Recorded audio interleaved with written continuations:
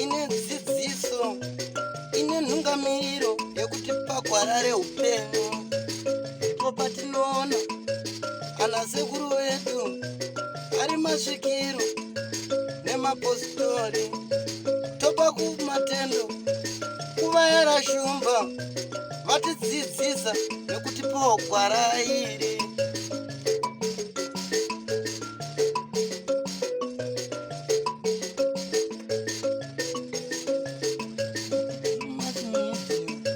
Ndiyo ine dzidziso, ndiyo inotipa isu gwara reupenyu, ndipo patinowana vanasekuru nemapositori vachitipa gwara reupenyu. Tinokukwazisai mhuri yeZimbabwe kusangana kwatiri kuitaka nhasi rari mwezuva. Tiri muno muguta reHarare. Ndofunga paya munotondera tichikupai nhau yaambuya vakange vabatwa neshai rekuroya ndokubvisa hembe, asi pakazosvika bhishopu ava vakakwanisa kuvabatsira. Bhishopu ivava zvakare tanzwa nhau dzavo dzakawanda dzaita kuti titika aiwa ngavambopinda muchirongwa. Rangu zita ndinonzi Andrew Neshamba. Nhasi ndafamba zvakare naSokostina. Makadiniko mukanya? Ndaisa zvanza zvangu. Aiwa ndaombe. Yazwakala. Yebo. Sanibonani mule Zimbabwe, siyalibingelela ekuhlangana njalo namhla selingelinye ilanga. Nithemba liyakhumbula uhlelo silinikeze lona elika mama Loana obanjwe phela sefikelwe singathi lidimoni, singathi lidlozi lakhe lokuhamba phela ebusuku kodwa sokufike emini.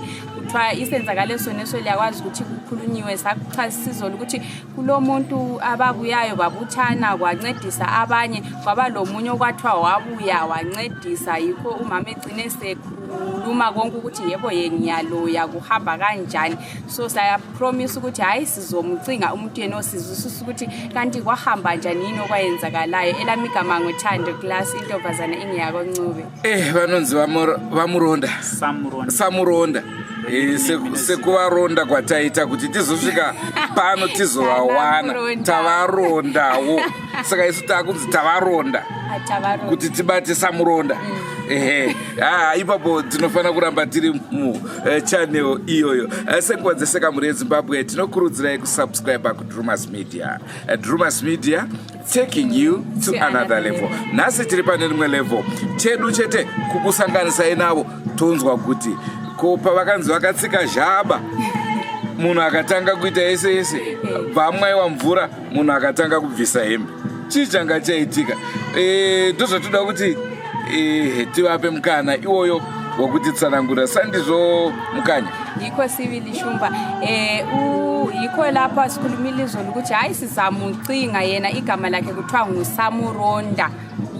Ngesindebele ukuthi ucinga singathi ulandela ukuthi uzuthola umuntu njengakwenza i-nickname yakhe abampha yona, ngoba yena into ingavele kuthiwa iyenzekele kuthiwa uyayilandela, akula into ephethayo singathi kungaba licala kuthiwa lisoke lilobe ngoba vele uyalilandela. So yikho sithe namhlanje sizwe ukuthi kanti kwahamba njani, kuthiwa wanyathela umama Loana wamthela amanzi waqalisa ukukhipha izigqoko, waqalisa ukukhuluma ukuthi mina ngadla abantu, so mina waqalisa ukuyenza ngani linyo. So sifuna ukuzwisisa ukuthi kanti uhambisa njani, liqiniso yini, yena usebenza njani.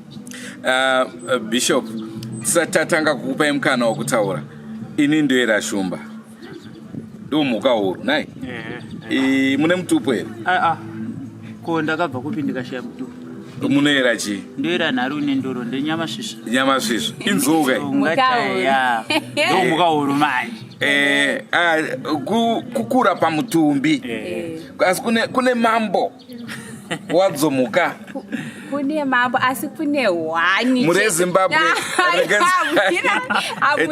Taura yenyu mukanya. Wani muka yekuti papi chero panonzi panorema sei, chero pakaita muka dzakaita sei dzakakura sei dzinorema sei haishaiki. Ichingomhanya ndova tingati varidzisa ichiba mumunda mabosi.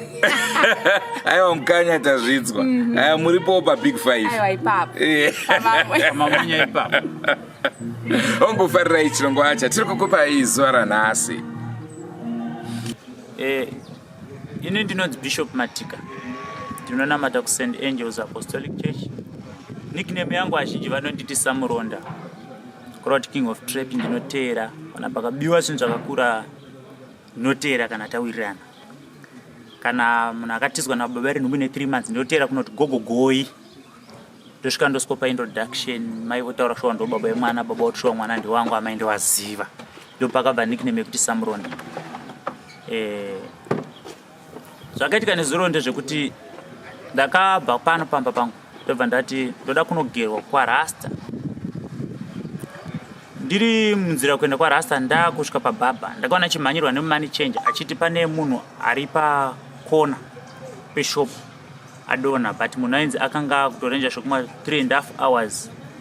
Ndevakafona vakafonera murume wemunhu akati ndikuya kuzomutora ndimutakure ndiende naye kuchipatara kana kutsvage zvekuita. Ndokubva ndati ane pfari here kana kuti ane shuga, zvikanzi no hatisi kuziva, tinokwanisa kutopiwa naamai vacho because ana amai vake. Ndokubva ndati no wewe zvakanaka handi. Ndokubva tabva paya nemamani change anga ndikumbira ndokubva taenda. Ndokunosvika ndokubva ndaona pane mapastors akanga aripo nevanhuwo vakanga varipo vakanga vakamukomberedza vachida kuona kuti chii chiri kuitika. Ndokubva ndati ndinokumbirawo ndimbokubatsirai chii chiri kuitika, munhu ane shuga here, ane mapfitsi here, ane BP here, ane mwoyo here, chii chaitika. Zvikanzi naamai hatisi kuziva isusu kuti chii chaitika, angotanga asi mai havaindinyepera kuti zvatanga ipapo, asi munhu ainzi akatembinga azviita futi manheru acho apfuura. Mai akwanga wakunyepa mukwasha. Ndokukumbira kuti ndinokumbira kuti muye mutore mudzimai wangu mhai munomurapisa because zviri kuitika pari kuratidza chivanhu. Amai ndopa vakaenda ndobva vanotora mwana wavo vakuda kuchibuda pamba kuti hatifambe titsvage kunobatsirwa, totanga tanotsvaga baba wako toenda kunobatsirwa nekuti mai vavona mai vemusikana yakanga apunzika nababa wacho vakarambana. Ndo pakatangira nyaya dzese. Ndobva ndati chindipewo mvura ndimubatsire. Ndobva ndakumbira mvura pana mai vaikanga vari pamba pavo vaiwacha. Ndobva vachipaka acha kave nemvura. Ndobva ndanamatira mvura yayi ndokunyengetera mvura yayi. Ndobva ndakusha musikana wemvura yayi ndokumunamatira. Mweya wayo ndobva waenda. Ndokubva ndati imi amai mune vana vangani? Mai ndokubva wataura nyaya vasvika ndinaona vatatu. Ndikati vamwe vari kupi? Zvikanzi vamwe tiwo vakafa ndasara ne1. Ndikati mamai munoroya muda kupedza here kudya vana vese ava, muda kuzovigwa nani? Ndopakatangira nyaya.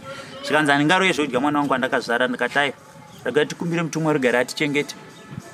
Ndokubva ndatora mvura ndokupa mwaya mvura. Ndikati Mwari kana muri kudenga raridza simba renyu, zita renyu rege kuzvidzwa, rwirai zita renyu, shaviro ribude. Mai ndopa vakakatanira hembe dzese. Ndokubva vasara vari musvo zviberekero rimi kureba kudai.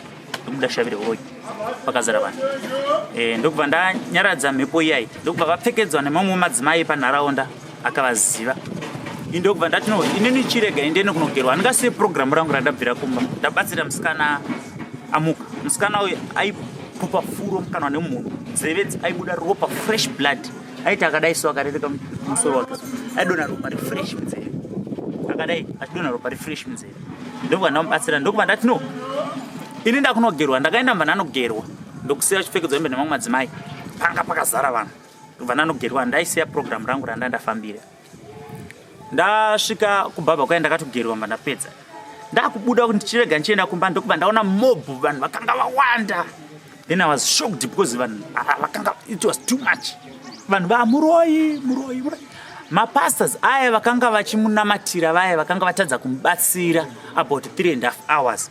Ndo vakabva vavatora pavakanga vari. Ndokubva vanovavharira muneimwe shop. Zvakanzi hatisi kuda kuti vanhu vavaone. Ndokubva ndaona kuti vanhu vakutoita violence. Vakuda kutopwanya chishopu kuti vapinde kutora vavaburitse. Ndokubva ndakumbira vanhu ndikati ndinokumbirawo nerudo rwaMwari murege kunetsana. Amai akavarova regai ndivabatsire zvakanaka. Amai budai. Mapastors ndoda kundorambidza ndikati imi matadza kuvabatsira. Handiti kubva kare inini ndavabatsira. Inini hamuna kumbonzwa ndichakana noise. Handiti ndavabatsira mundonyararo ndikabva ndikaenda. Chiregai vabude umu ndoenda navo kumapurisa kuitira kuti kana pane zvinenge zvaitika vakanzi varohwa kana kuti pane dzimwe scandal dzaitika, polisi inoziva kuti ini handakuvarovesa asi ndavabatsira pane zvazongoitikawo nekuda kwevanhu. Right. Ndokubva vati alright ndokubva vabva padhoo ndokuvhura ndini ndakatovhura dhoo racho ndokubva ndabata vanhu vairuoko ndikati ngatibudei muno handei kupolisi handiti handiwanza kuita nyaya dzakadai mapurisa munharaunda asingazive nekuti ndiri muprofita anozikanwa ndiri muprofita registered handisi munhu uyeyo pasi we5 rand weyo ndokubva tabva pashopu paipai ndokubva tafamba vanhu munongoziva kazvinongoita vanhu kuti vanhu vanonetsa vanhu muroi mob pasangana 3 malocations pakuti nehanda glaudina federation vamwe vakufonera kubva kuphase 1 extension vamwe vari kubva kuno nehanda kumusoro vanhu vawanda rodhi yese kona tikona kubva kwarasta kusvika kunehanda kusvika kwakembe kumashops uko vanga vari vanhu rodhi yasviba ndikati hey this is too much ndobva ndakumbira munhu wekarori ndikati pakayakanga rori because mota dzasakwanise kupfuura but pakatoita zveginde vakomana ndobva ndakumbira ndokumbira mutakure munhu uyu mumuise mumotikari menyu munomusiya papolisi ndiri kuya ipapo chakarira nchekuti vakajambira mukarori kaimai vai vanhu ndobva vazara karori kake mbakatadza kufamba vanhu vazara karori kake mbakatadza kufamba kataswa nepamusoro kuti kafambe kangoti kwekwe dhiraivha kati ndiurai mutemo dhiraivha ndopa akakumbira ndikati mweya wamwari ngawakubatsiri amai anga watoburuka pani zvamuri kuita mai ndopakajamba motikari kana dhiraivha ngawaburuke motikari umwe hapana zvatiri kutaura pana mota ichafambika ndopa mai vaburutswa motikari vai mwana wavo angati vatiza akunyara manje nezvavaita kuti ndimai vangu ivavo avatiza akati atonsangana mapurisa kwacho ndobva vatorwa mbva wapinzwa mune imwe imba iri pa10 of lafaji vanhu vari kungoedzera kuuya kavasi kumira ine ndobva ndati rega ndivaburitse mumba imomo ndobva ndatera futi mumba mai mandavakumbira ngati uyai navo anongoguma mai ava chete vanhu nekundiziva kuti munhu anogona kuita zvezvese basa raanoita rakakura tabasa rinoyera vanhu vakabva vatya kuaguma asi vanhu vaivasvereredza muroi angada kudya mwana wake muroi well at least better because vangapfekedzwa hembe navanhu vemuraini zvanga zvisanyanya kunyadzisira ndokubva ndavaburitsa mbamwe yamwe ndokutaura nemwe mukomana wandowira naye munharaunda akanga ine kombi tikati shamwari wona zvaitika tikanzi ndanzwa kuti ndimazvita bishop but tatoya kuti tirescue munhu uyu bhozi anogona kuzoprohwa nevanhu bhozi vamwe vangu vagononga matombo vamwe vaita sei ndikati aiwa vanhu zvavari kuita anongomuguma chete saka vanhu nekutonditya nekundiziva vakabva vatotya kuti tikangomuguma chete zvinoitika hazvizikanwa manimaona then ipapo ndopatakatora mukadzi achingopinda mukombi madhozi achilokwa handiti ndokubva ndapindawo mukombi mandagara kumberi ndokudhiraivha motikari ndokubva yaenda kupolisi tasvika mapurisa kana mapurisa ndine nyaya yetika yakadai mai ava taurai navo then polisi padz extension yakataura navo ikataura kuti no imimi zvinhu zvimuchiri kuzvida here mai vakatomboganza mustation vakati ininika ndasvotwa bhozi anonyadzisa pane vanhu izvi zvinhu handichazvide but kuzondinyadzisa pane vanhu then ndakati hazvibatsire kuti mimuti masvotwa izvo zvimapedza kudya vana uyu mabuda kudya maida kuzovigwa nani ndopa vakati nditone vamwe vangu vakatowanda zvitotinetseka nemapurisa tikati endai munovatora munoenda here mai ndopa vakati kana muchifunga ndiri kupenga zvandiri kutaura vharai dhoo muloke madhozi enyu da kubuda murimo madhoo enyu akavharwa vakachallenja vaida kutobuda madhozi akavharwa mumapurisa kanzi vharai muloke ndoda kubuda muno kuda kuti muonondora mandiri mwere ndopa ndakazoti hazvina maturo because isusu pano toda kubatsira kana mabuda muno uyu achasara aita sei mwana hatisi kuziva zvamuda kuzoita mai vai ndopa pandakazoti mapurisa ndakukumbira for escort polisi yega yakatoti wakumbira zvinhu zvatatagara da kutoita because vanhu vakwandisa tarisai mob papasa tarisike papolice station mashops road dzese zvaitowangoziva tikapesana panapa tosangana kumba ndopa wakaescortwa nepolisi ndokubva wapinzwa mukombi ndokubva ndati ngavachienda kumba kwangu ndikwanise kunovabatsira kana dziri nyora ndichaudza mwana wavo musikana zvekuita handigone kuzopara munhu wemukadzi nyora inini ndiri mwemurume ndopa wakapinda mumotikari ndobva driver wekombi akwidza nawo ndobva atiza nawo aida kuzama kuti acontrole population yevanhu kumba kwangu saka akatiza nawo mbaenda nawo nekwachesa uko achinotena achisvika vanhu vanga vatosvika kumba kudhara netsoka kwakwazara akatombotiza nawo futi kutenda kechi2 because akanga akutya kuti vanhu ava makwandiro avakaita kana kurihali kwacho kwamunoti kurihalika because ukaona panosangana dz extension nokura kwayakaita ukaona panosangana 3 malocations dz extension phase 1 4 malocations ukaona panouya vanhu vese vachisongana pa one place ava vasi vanhu vashoma then akatombotiza nawo ndobva achindifonera ndobva ndati usatize uya kumba kwangu upinde upake motikari akauya akapaka motikari yaka ndobva ndati ngawaburuke ndobva wapinda mupambo ndikati vanhu anongotsika stubhu yangu iyi inoritamba nyacho muneona saka vanhu havana kuzokwanisa kupinda unonga wazara kwesoku ndobva kupinda mbandava atenda ndobva ndabvunza munogara kupi zvika no tinogara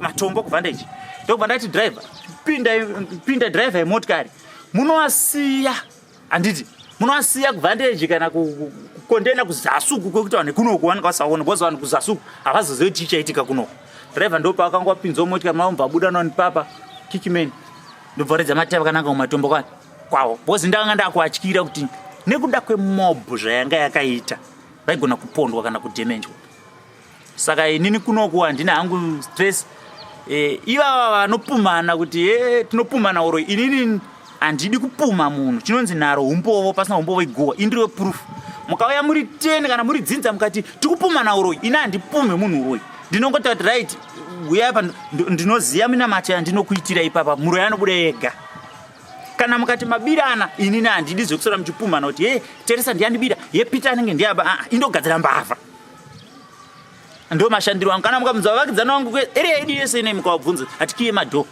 izvezvi mukaenda iri kungonosairira atikiye madho ndinototi ngavaya vabe kana tavagadzira mandokuti nyika izoti kuna Mwari kana Elisha anenge akatotsamwa akatuka vana vakanga vachimutuka vave akatukana kwaMwari mapere mairi akabuda akadya vana 42 vakafa kana Mwari anotsamwa kana munhu ndinge matadza saka ipo paindakapa munhu treatment yake yakanga yakafanira kuti mwana yararame ndakaona ndikasadai so mwana yararame anofa saka ndakaona kuti wabatsira beta ndiburitse mweya wacho ndobva ndaodhilivhara uyo orarama nekuti hazvaibatsira kuti vanopedza kudya vana vacho vese vaizivigwa nani saka ndo nyaya yakangoitika chete nezuro ende ndo mashandiro angu andikutotaura asi mutemo wangu ndinongokudzwa kuti iwe ukauya wakabirwa nokuchaja yako akaba anozobhadhara yako neyangu futi bcause anogona kuubastereka ini ndiri disciplinary committee handisekerere sadza risina muriwo handiite zvekusekera sadza risina muriwo indakadzonzi pakunamata ipapo pacho kana muchechi jesu chanenge yakatombodza mwakarowa nechiwepicha zvekurova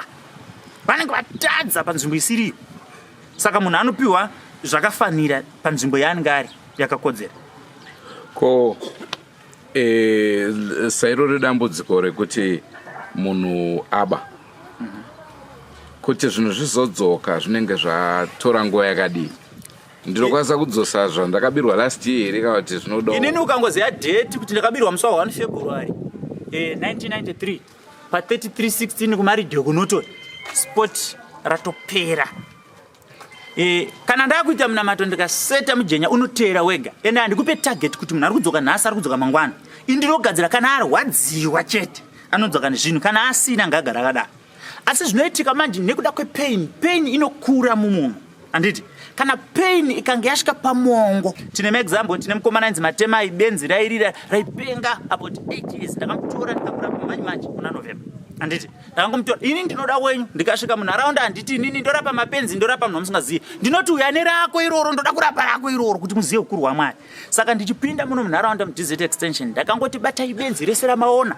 ndobva ndarapa mapenzi ese mbva masana musangana 1 ndobva ndatanga kupengesa mbavha kuti dzimboita mbichana I think ndakaona kuti ndikasavadaruka avaiti musha saka ndaziva kuti mbavha idzi pandinodzirionera dzinozva kuti Mwari ariko tinofanira kunamata pandinozwa katanira kuti iko zvauchafanira kuvaviwa mukatarisana I think munogona kunge mune imwe nyaya yemurume manzo akanga chikwenya chiridza mere vekuruwa motikari neforma laptop motikari yakarowa Legends 45 inoita 45,000 US malaptop zvinhu zvezvo akarowa nemafoni zviri worth 56,000 but inini ndinowirirana nanyakubirwa handiti munyakubirwa iwewe uda kundiite seiwo nditi munhu kana asina kudzosa zvinhu ngafe ndo zvavataura ina asi ndomuuraya anoreva nekuba handiurayi munhu anoreva nekuba handi uri mbavha indagadzira chi mbavha andakugadzira Android andakugadzira John ndakagadzira mbavha and therefore inozoita kunge kawadi saka vanhu vakawanda havandinzwisisi samuronda nganga iri muprofiti ini ndiri muprofiti but ukaona vanhu vachiri kukunzwisisa usati wakuziva zvauri kuita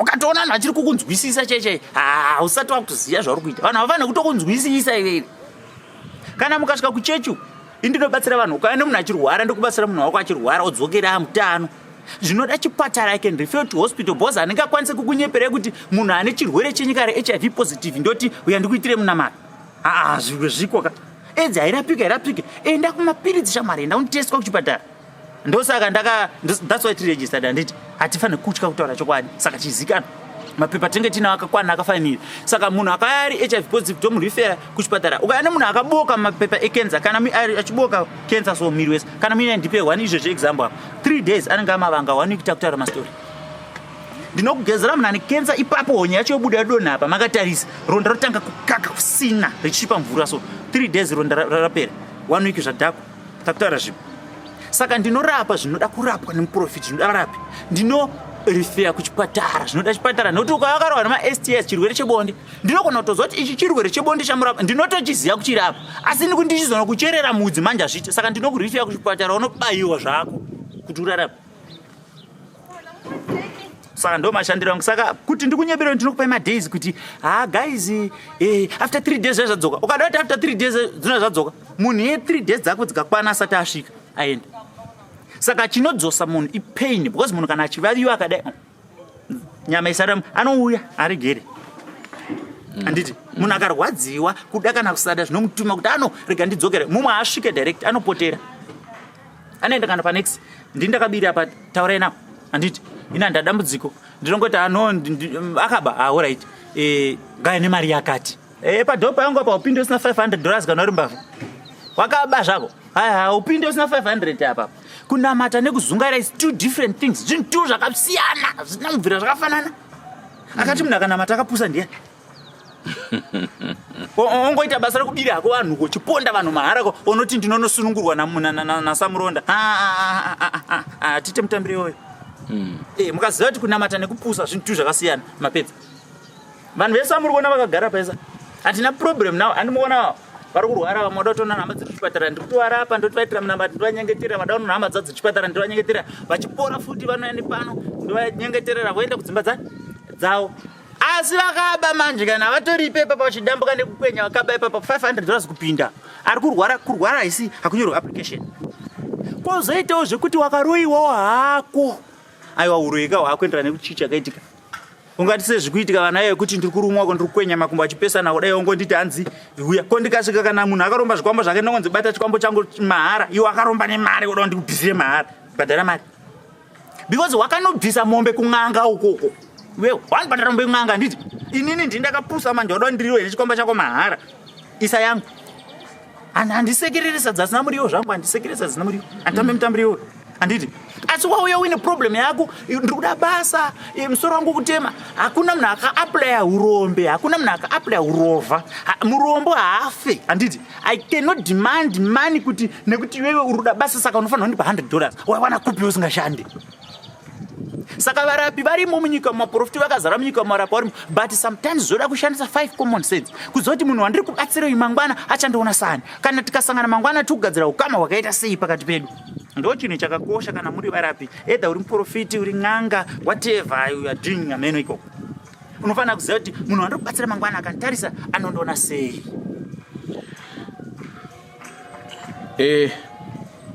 tiri ipapo zvakare esoko ameno muri kuinzwa sei nawo nekuti zvikazowandira hamuzokwanisi kutaura zvese hayi ngiyayizwa iyo phela indaba esilayo muli yeZimbabwe nthemba liyakhumbula uhlelo esilinikeze lona izolo elo mama owatholakalayo esefuna ukudla umntwana wakhe singathi laba bathakathi nguye phela okuthiwa nguye owamncedisa njengokukhuluma esakwenzayo ukuthi hayi sizahamba phela silandele laba abancedisayo nthemba lizwile ukuthi izolo sikhulumile ukuthi kulo munye umuntu wenkosi oqalile la wangani uyakhuleka kodwa kwaphinda kwabuya omunye wancedisa umuntu wasile umama wagcine sebonakala ukuthi ungumthakathi after umntwana ade sefuna ukubulawa so nguye simlandileyo ukuthi simbone namhlanje ngoyokhulumayo ukuthi hayi yena ulezinto eziningi azincedisayo kodwa uncedisa ese-church yakhe nthemba liyalizwa ibizo libona uzigqokela i-uniform uncedisa izinto eziningi ikakhulu abatshontshelweyo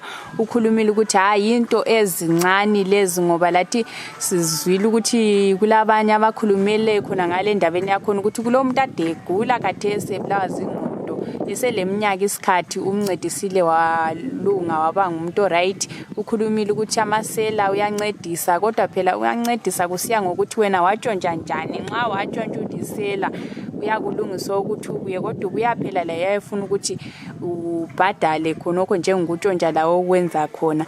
Ukhulumile njalo ukuthi uncedisa imikhuhlane eminingi, singathi cancer, uthi vele akula silondo ngabuya laso siyekele ukuphola.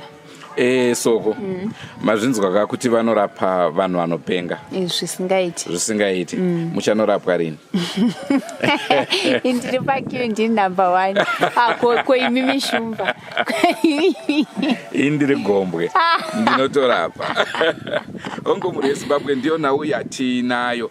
Tisati tabvaka, tisati tapedza kutaura, imi tokushedzai chiti chii, madzibaba here kana kuti? Ndonzi Bishop.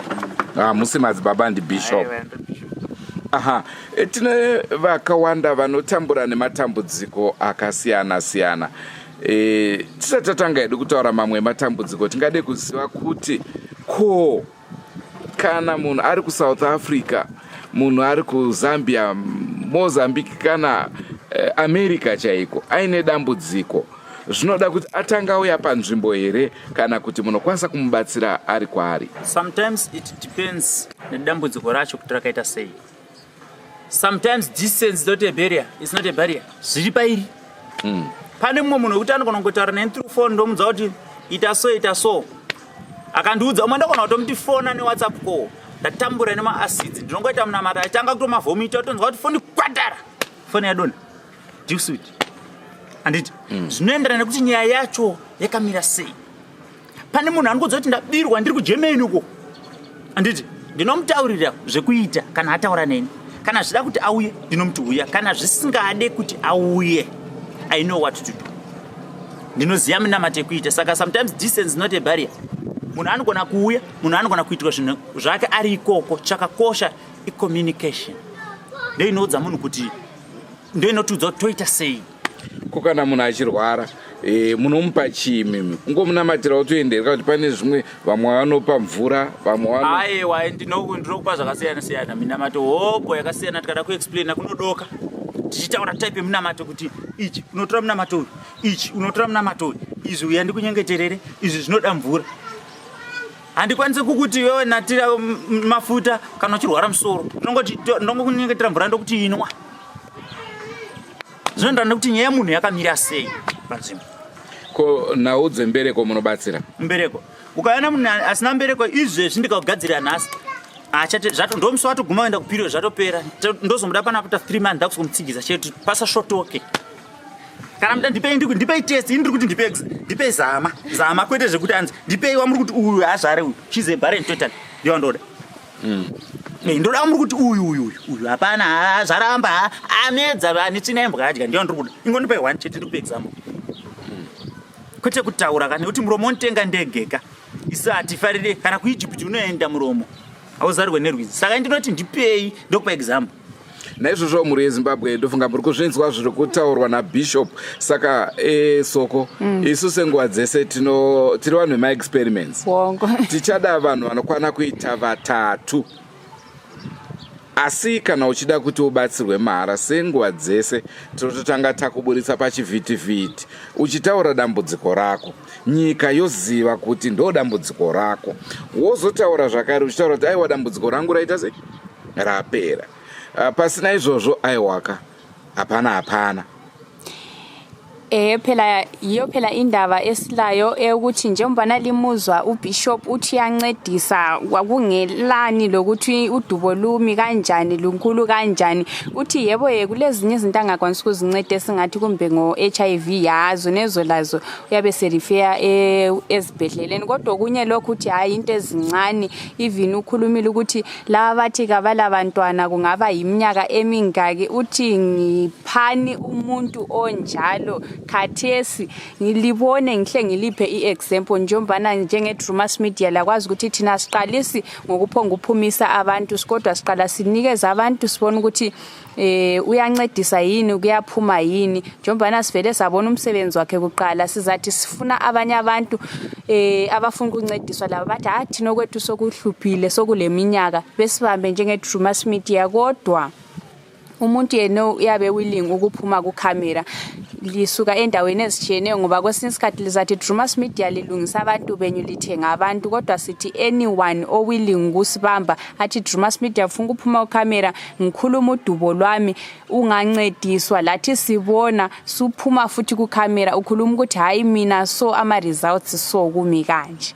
Na Bishop munozizele ukuthi kune chivanga zokuti takaberwa chiriko ndinofa chichisi afuti chiriko anditi ko vanhu vanenge vaine dambudziko rekuti arida kusvitswa mudzimu uri kumutambudza munomubatsira kuti mudzimu usvike here kana kuti munoubvisa? Chandinoita ndechekuti ndinokubvunza zvauri kuda. Takaberekwa chivanhu chiriko tinofa tichichisiya chiriko. Pana vanhu vakati une dambudziko iwewe rekuti kushupika upenyu hausi kuitira zvakanaka asi chakonza ndechekuti wakarowa mai kana kuti wakatuka mai. Ndinokutaura kuti dzokera kumusha wamai wako unopfeka masaga unotanda botso. Nyaya yako ipere. Handikupe kana mvura kana iri ngozi dzokera munopfeka madhumbu. Muridze mere mufukuro wamakacherera pasi wamakauraya. Handiti hama dzake dziziva nenyika izive kuti munhu akaenda kupi. Ipapa ndikanganiswa. Wauya une mudzimu haudzingwe. Iyi ndo problem ine vaprofiti vakawanda. You cannot say kuti sekuru wako akafa nhasi vamuka vari pauri iwewe. Wakutoti radhimoni saka iwe kana baba wako azorwa nedhimoni iwe uri chii iwewe? Kana baba wako ari dhimoni utori sengu chairo. Utori sengu chairo notori dhimoni chairo original. Risina kana mubvunzo. Saka you cannot say kuti munhu auya arida kusvitsirwa mudzimu, auya ada kusvitsirwa mudzimu ngauburiswe mudzimu kana uripo. Ini ndiri kuti inini handifariri kutaura nyaya dzemakuhwa ndofarira kupuruvha nyaya dzangu dzandinochitaura. Saka ndikaona kuti munhu chokwadi kuti mudzimu uripo ndinomutaura zvekuita ende mudzimu haubudire mudzimu haubudire pamba pangu, mudzimu haubudire kusango, mudzimu hauburuke pasina haubude pasina hama dzako, unotambirwa neverudzi rwako iwewe. Saka nyaya yekuti inotorongwa yotogarwa pasi totonotsika mushamenyu ndokutaura zvekuita mudzimu wokarara kana uchikarara. Umonogona kutoti matozvita nhasi wotoignore after 2-3-4 days wazonzwanzi wakarova kuna 3 mambakwedza. Nguva inofamba midzimu ichiona vanhu vayo. Saka chivanhu chakaberekwa chiriko musazonyeberwe muna nekumachechi kunzi hanzi you are demon possessed what for? Mbiya vangu radhimoni vakabereka makanzvara saka ini ndiri chii ndakaberekwa nedhimoni rati. Saka zvimwe zvinhu muchiudzwa navanhu vemachechi mufanira kushandisa pfungwa kuti ataura nyaya yake munhu but kana kuti inini sekuru wangu inini vamuka nhasi vabuda nekuti munozaira kuti mimi muhondo chaima vanhu vakatungamirwa nemudzimu yavo. Kuti vanhu vanzi vatora nyika ino iyi mudzimu wechokwadi. Ndaona mudzimu wechokwadi munonyanya kuona kazhinji nguva yehondo. Ndo waitomhanya kutondata vakomana vange vaende kukuku imimi ende kukuku imimi nhasi mva mati n'anga dzakaipa stereki mudzimu yakaipa stereki. But unozviziva here kuti uve muprofiti zvinenge watotenderwa futi nemudzimu yako. Saka vanhu vanoda kuudzwa chokwadi vaya ndinovaziva vari kwanotuka stereki ngavatuke asi chokwadi ndo chandaudza chiputse chi chero kandituka chokwadi wachinzwa ndofa andobva munhu here nzeve dzinoenda ndodimuka makumbo hapana ndongozva kuti aiwa handituke akarwadzwa nechokwadi asi chokwadi achinzwa. Saka midzimu inosvitswa pakafanira. Ndinotosvidza midzimu yacho kana zvisingadhizevhe kuti umwe wachanonyebirwa ndine mudzimu. Wasvika panapa wati une mudzimu right handi pamusha pento wasvika ona munhu atobuda shavire uroi zvake shavire uroi umwe atobuda shavire chipambi zvake akutomhanya unonanira vanhu rume ko asi anenge akapupurwa unzwi nichi une mudzimu. Saka mudzimu unofanira kuziva kuti kune chaiwo kune mudzimu unonzwa kune vamwe vanoita enjuzuka ndine mudzimu wenjuzu iwe ganyarare andikataura zvakawanda. Mashava enjuzu ariko asi hakuna munhu anobuda anonzi anoshavira njuzu asinobvira akatora futi nenjuzu yacho awana kupi ariwana kupi haunobvira wakatorwa nenjuzu handinechavire njuzu warawana kupi iwewe. Mukada kuatarisa mashava pandinoaburitsa pana dhilivha vanhu vakadaro otoona achibuda shavire chihuri oti hezvo kozori kubuda shavire chifambi iwo chinzwi wauya uchine shavire njuzu saka izvozvozvo zvakagara zviri kwechivanhu takagara chiriko midzimu yacho inotoburiswa asi inoda kuvhetwa kuti mudzimu chaiwo here kana kuti uripo. Kana usisaude hatiudzinge, tinokumbira unotsvaga pamwe pekuenda. Mukaudzinga, I had another story yakamboitika tiri kunamburiko kuDZ3, that was 2017. Ndakanga chiri kunamata kumasowe kushana. Vanhu vemuDZ3 umu munabotereko vakauya nemwe murume abudurwa nemudzimu vachiudzinga. Munhu aibuda magodo eropa mukanwa nemunhu nemunzeve ropa richibhajuka. Mudzimu utati ndoenda nehomwe yangu. Vakasvika soka munhu afizuka. Ndikati masvika imimi nemunhu chicha tikanzi ane mudzimu achauda. Ndikati no garai pasi mese. Nyaya iyi ndakutoda ukuru wenyu. Mota dzikarowa vanhu vakamhanya kwabhora kunotora ana sikuru wawo kwachikwaka. Anditi vakauya panhamburiko ndikavataura ndikati mauya zvakanaka. Nyaya muri kuiona zvayakaita iyi. Mudzimu haukumbirwe. Torai zviyo, tora mafuta enzungu, batidzai moto apa, torai bute, isai mugate, tenga gate, isai bute mugate, itai so, dirai munhu, mapedza, torai mafuta amasisa muzviyo, amasanganisa nezviyo, pisai apa, kumbirai nyaya yekuti atingokumbira munhu atoti fefeni, ipapo. Ropa rayabva ratomira, kwakutotanga kugeza ropa. Ndikati mudzinge mudzimu, maifanira kukumbira, tsvaga pamwe pekuenda tafunga kuti mwana anamata, kwete kuudzinga. Saka basa rese rinoda kuitwa neunyanzvi, haridi kuti nekuti ndakamboona nhingi achidai saka indoda kudai da kutedzera kudai. Izvozvo ndo zvinourayisa vanhu vakawanda. Inuka panapo ine mwana achirwara nhova, ina ndirape nhova iyi. Ndotogrifiya kuna madzimai pasera, enda pamadzimai pasera, vanhu vanokurapira mwana nhova. Kufunga kwenyu munofunga kuti ini ndakapusa here zvekutadza kurapa nhova. Hazvidi kana grade 7 yakafoira akazvi. Zvinongoda kungoshandisa 5 common sense ngoziva kuti mwana anosanganisa cooking oil nelemon oisa salt shoma. Handiti opota chinwisa mwana nhova inogara yakaita se. Hazvidi kana grade 7 yakafoira kurapa mwana nhova. Saka nditone basa randisingatoitera ndonyaza kuti irika vaprofita vatori kwatoti ndakatumwa kuwana aita basa renhova iroro. Hazvina kana akatumwa zvenhova zvinongoda chero avese anorapa nhova. Saka basa rine zviporopafadza aite se. Haifanani. Nditorire zvimwe zvokuti ukatoya ndotodedza majunior yangu handimaona wangu akazara vanavo. Maona vachibuda vanyori nadhikoni vachienda kuchechi. Ndinongotaura kuti vakomana atendai munhu ndotobuda ndoenda. Ko imimi ndiri kuona muratidza kuti muri wechidiki. Fese yenyu nyange mukanditaura kuti makura ndokuudza kuti muri mwana mudiki. Ndiri mudiki zingaiti. Tipewo nhoroondo yenyu yekurapa zvakatanga sei riini muri kupi? Ini ndakatanga kuprofita ndine 8 years. Ndanga ndiri kwamurewa kwabhunu musha wamai vangu. Ndichinamatira pana muhume pamasowe echishanu. Ndokubva ndabva ikoko kwamurewa ndaenda kumacheke kunonzi kuWarren, ndichigara papurazi pemukoma wangu anonzi Koti Tombe. Ndakazobva ikokoko nda grade 3 ndokubva ndaya kumba kwedu kuNorton, ndobva ndagara kuNorton, ndokubva ndaenda kuchikoro pamutipitipi primary grade 4 grade 5 grade 6 grade 7 ndobva ndasiya. Basa ndangoita basa pese ipapo. Ndokubva ndavhura sowe muNorton. Handiti sowe roro ndakazosiyira Gilbert akabva izvi akaenda kuSouth Africa.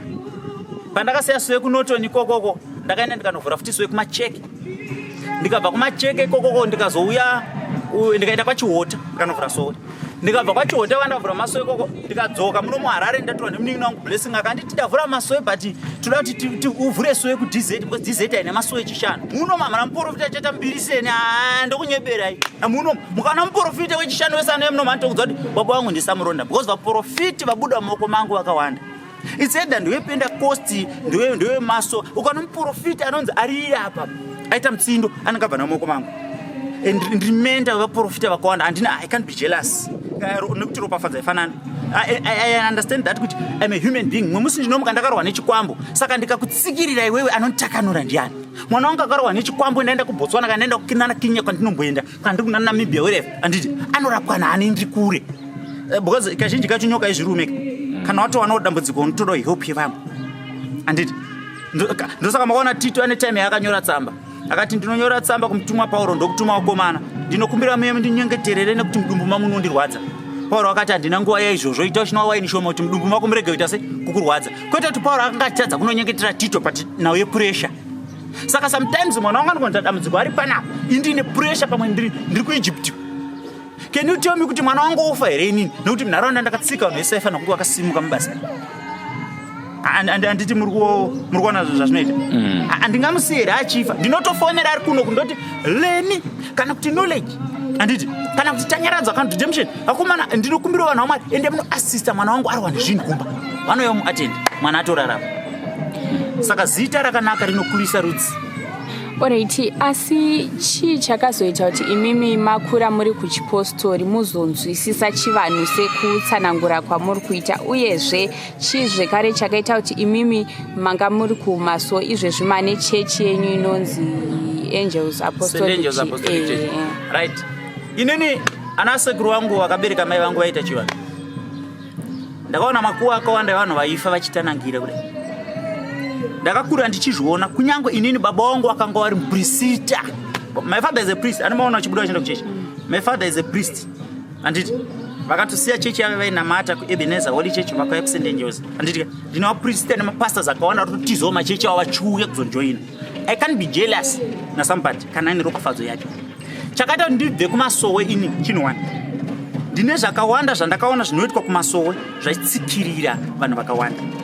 Kumasowe vanotaura kuti hakudyiwe Pasika nechirayiro. Anditika but ndichiverenga Bhaibheri yangu Jesu ane time achitaronadzisa akanoti izvi muzviite kwegore rega rega muchindirangarira. Ani nani anenge asina kuita izvi haana ukama neni kana nababa vangu kwegore rese.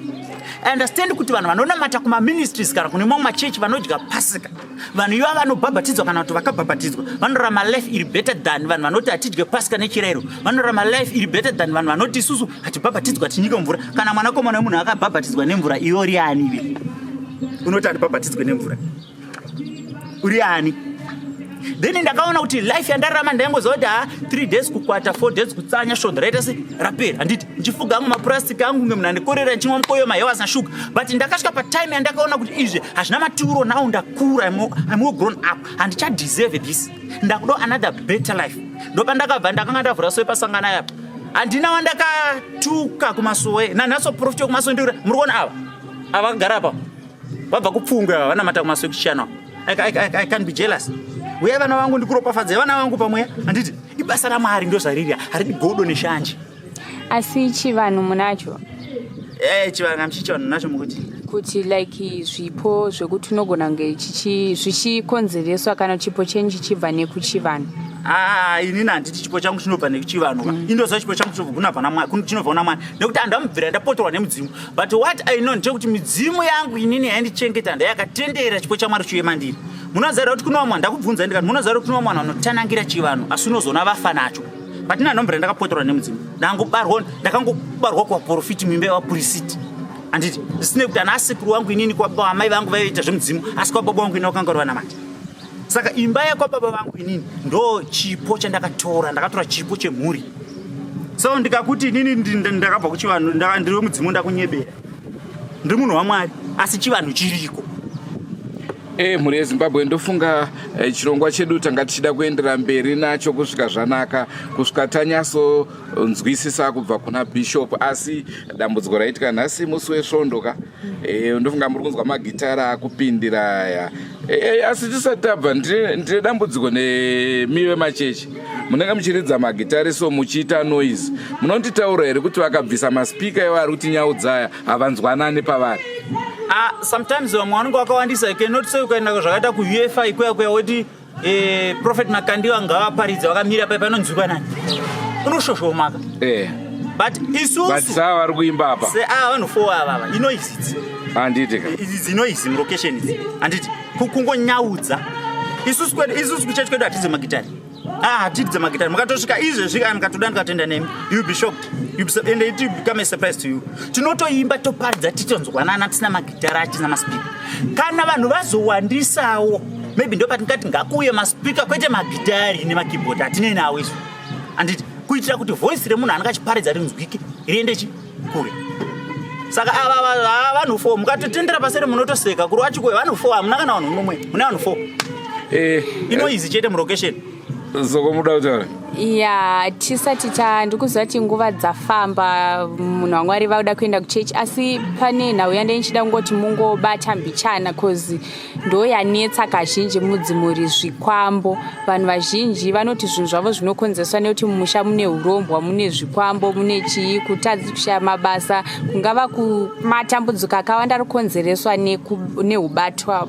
Inini mutemo wangu panyaya yamabvunza i1 ukauya watambura nebasa ari munhu akaruma mushonga wake indinoti hamani pamatanda ake ndo paya pamwanzwa kwamamdzwana kuti samuronda Muroi aina ndiro yemunhu unoreona zvawakabata ndinoshandisa voice of command. This must be stop. Anditi izvi ngazviende kwazvakabva. Andidi zita remunhu ndikataura zita remunhu ndakuroya. Saka indinotaura kuti izvi ngazviende kwazvakabva. Anditi chega chonorwa muridzi wacho. Kana muridzi wacho akauya achiti ichi chiri papa ndichachide ichi. Izvo ndo zvandonyanya kufarira. Kwete zvo ndikatouprofita kuti mushaka mune chikwamba ndinokubatira andite izvozvo. Ko munhu kana akafa. Kana munhu akafaka right izvozvo ndotobatsira ndinotokutumai futi kumba kwenyu ndipinde ndosvika ndomira uko mukabvunza maneighbors angu ndinosvomira kurodhu ndoti right mvura enda kuropafadzira mvura pinda mumba mako mwaya wapedza right kuvhura pakati wovhura ona wobuda wega uchimhanya kana watya ndochikuchaja mari ndakaita subside indi ndoda kufa iwe ndosingatyi kufa indi ndoda ere kufa soko ndozatogona kutaura kusvika kwaedzi umfundisi waroda kuenda kubasa rawo mule Zimbabwe okwamanje isikhathi sethu singathi sezihambile iproblem ngeyokuthi umuntu wenkosi ufuna ukuye echurch ufuna ukuye ecaweni so abantu bamelele ngapha yikho singasakwanisa ukuthi sikhulume okuningi kodwa nithemba lizizwela ukuthi uyakhuluma ukuthi izinto eziningi uyancedisa kungaba ngabe sintu obuye umuntu ule problem singathi kungokwesintu kasoke singathi akulahlisa isipho sakho nxa singesakho yena uyakwanisa ukukulungiselela kungaba ngamadlozi uyakwanisa ukukutshela ukuthi yenza lokhu la lokhu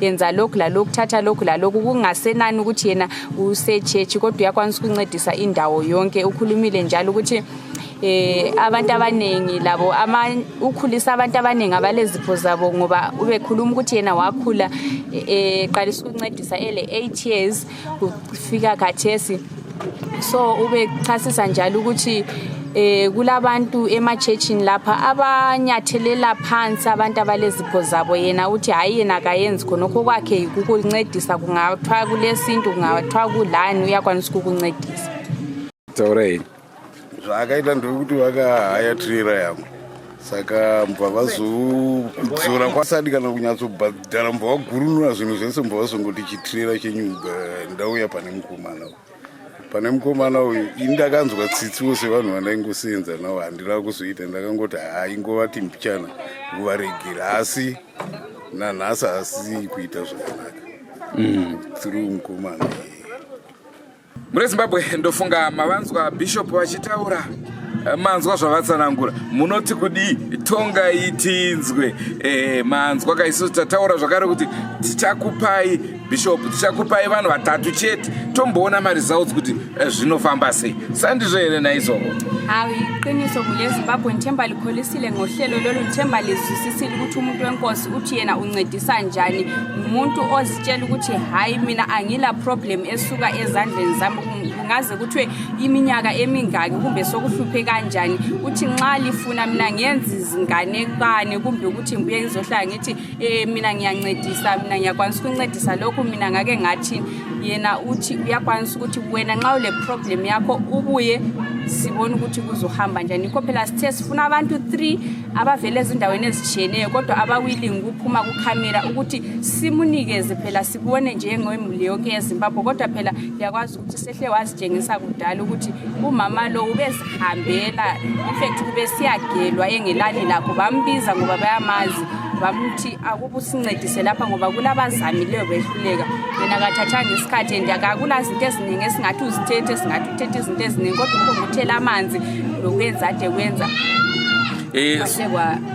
soko sida kuenda ukuchechi nasi isandi amen saka sezvo bishop vatitorera nguva yedu tavatorera nguva yavo tichangopfuurawo nemuchechi mavo tongoti hemeni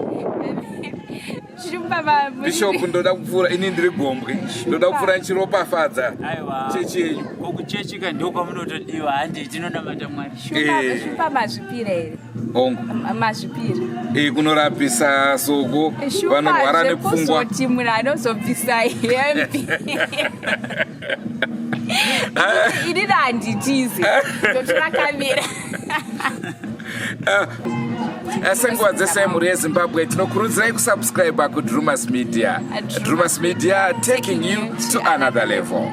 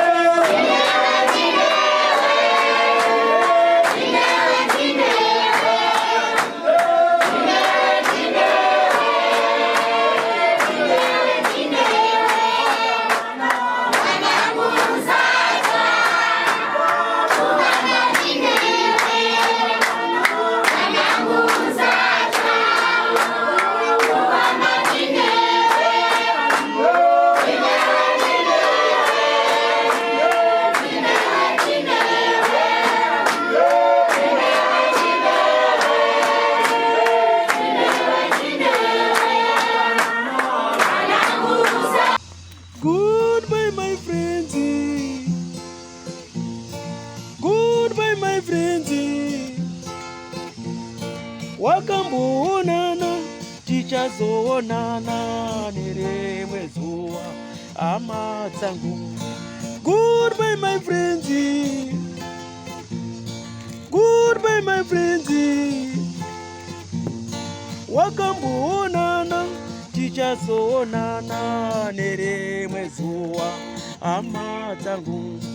Ini ndokwenda kubasa kwangu, iwe makiwe mkaranga,